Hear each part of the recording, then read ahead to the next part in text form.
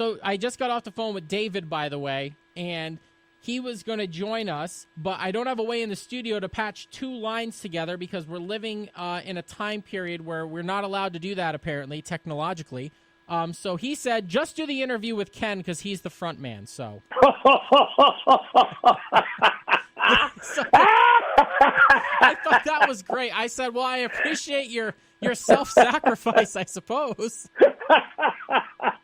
Oh, my God. That is funny. Yes, all right. I'm here with Ken Marino, the face of and front man of the middle-aged dad jam band, which I've been fascinated with you guys since I saw you starting to post your content on social media, okay, because I think that it's fantastic, and I love to see people that I'm familiar with in other areas, like you're acting, and you're branching out and doing something like this. So I think it's fantastic, Ken. We're having a fun time doing it for sure. It's sort of like a childhood fantasy come true. So I got to ask you, Ken, so this all started during the pandemic period, right? And were you kind of doing it just as a way to kill time and also be creative at the same time? Because I know a lot of people that started doing creative side hustle type things just to occupy time and, things that maybe they always wanted to do that they didn't get a chance to do. Yeah, that's right. I mean, it started with David. David has always been a drummer. He's always been like a sort of a weekend, a warrior in terms of playing drums. He's played drums all through, when he was in high school and stuff. And so he just wanted to get people together. So he opened up his garage and he invited people to come and just do jam sessions. And you don't have to ask me twice. I came over and just filled my, I did all my homework in karaoke for the last 20 years. And so that's what we've been doing. I think it's fantastic, man. Do you have a particular song that you guys like to play the most? I'm sorry, you dropped out for a second. Did you say what song do we like to play the most? Yeah. Is there a particular song that you guys like to play the most? It kind of varies. We like playing all the songs we play. That's what we picked them. Any song that gets the audience going is a lot of fun for us. But there's something, I guess, special about we sing a song, Billy Joel's song, Scenes from an Italian Restaurant, which is like a 7-minute song. Yep. And we do it because we didn't think we were able, when we were in the garage, we were like, can we do this song? Is it too complicated? Is it too much going on? And we, cracked it, and we have a great time singing that. But, honestly, at the end of the show, we always sing Born to Run, which is just, the crowd enjoys it. We enjoy it. But every song we sing, we get off on it. So I got to ask you, too. So, obviously, you and David have, quite the history together. One of my favorite things I've ever seen you in, The State on MTV, was such a fantastic and underrated show, in my opinion. Also, Wet Hot American Summer. You guys, have you just always been connected and friends, forever? Yeah, since we met in college, we've all stayed pretty close. All those people from the state, it was sort of, we met in college, we put this group together, and it was sort of, our comedy college. We got to understand what we liked in terms of how to approach comedy and perform, sketches and stuff like that. And from that point on, they were sort of we were just kind of bonded together, and we all worked together in different incarnations throughout the decades, and we care about each other. We get to see, we try to see each other as much as possible. It's David is what is, as the kids say, one of my ride or dies. So I got a question for you. So, obviously, you're from New York and everything. Have you been to Albany before?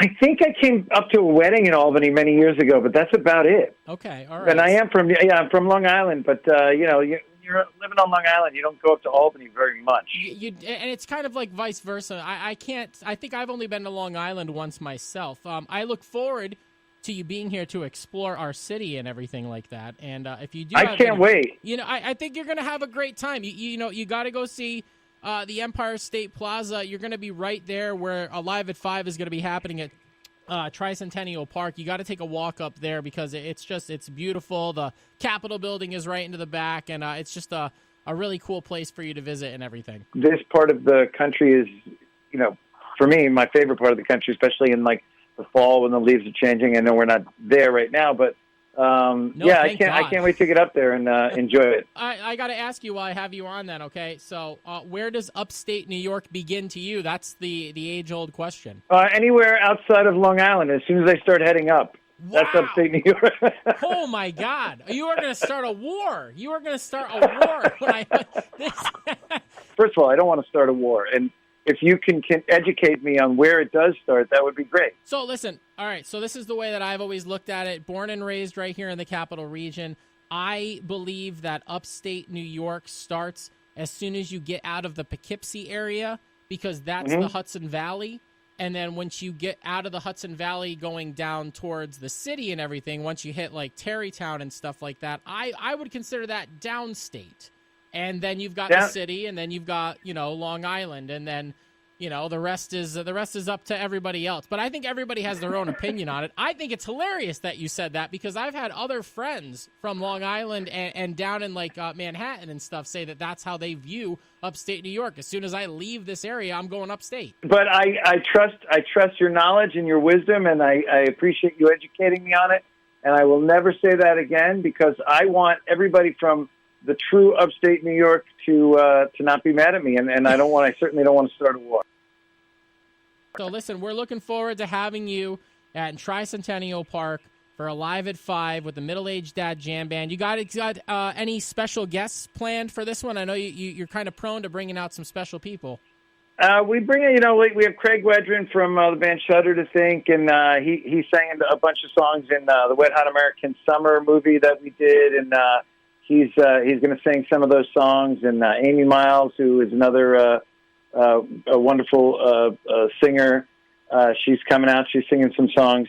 Beyonce will be singing somewhere in the country, not with us, but somewhere in the country, probably tomorrow at some point. Right. But not with us. And I can't confirm nor deny that. Okay, so I'm thinking, this performance that you guys are going to put on is going to be right on par with that Black Sabbath farewell concert that just went on over in England. So that's the bar that's been set.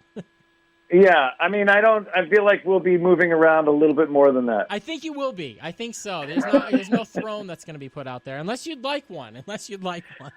I mean, it was beautiful. I saw clips of it. It was really, it was a beautiful sort of a goodbye. Yeah, I agree with you. It was fantastic. But we're not saying goodbye to you anytime soon. I hope not. Is this like your first time that you guys have been out on like an actual tour, or have you done this before? No, we came. We during I think the strike, we had some time. We came out to the East Coast and did some places, and we do places on the West Coast and in and around Los Angeles, and we bop around from different areas from time to time. But it's hard because everybody's working, so. To try to get everybody together to go do this it's like a little math equation. Now, I got to tell you, so one of the things that I heard, so Johnny Depp said in an interview at one point that he had moved out to Los Angeles to be a rock star and just kind of like the acting thing kind of happened for him. I think it worked out pretty well. Is that the case for you guys too? Did you guys want to be rock stars and just happen to go into acting, or is this just kind of something that happened naturally? I think everybody deep down wants to be a rock star, but I think I came out to Los Angeles to, be an actor and try to, be a working actor, try to get a job. Well, I got to tell you, man, I've loved your work for years, and I got to tell you one of the things that I was sad about was when that show "Marry Me" wasn't on anymore. I think that you were fantastic in that. That is a great sitcom, man. Thanks, man. I love that show. Yeah, it was a bummer that went, but they all come and go. Nothing lasts forever. That's true. Well, let's hope that you guys last forever because you're putting together a lot of fun. Sabbath. All right. Well, we will see you at Alive at 5, Ken. All right. Thanks for hanging out for a little while. Hey, thanks, man. I appreciate it, and I'll talk to you soon, I suppose. Yes, you shall, and make sure you tell David the interview went well, even though he wasn't here. Oh, man, I'm calling him right after I get off the phone with you. All right. It was a great thing, though, man, so thank you so much. I appreciate your time, man. Thank you. Yep.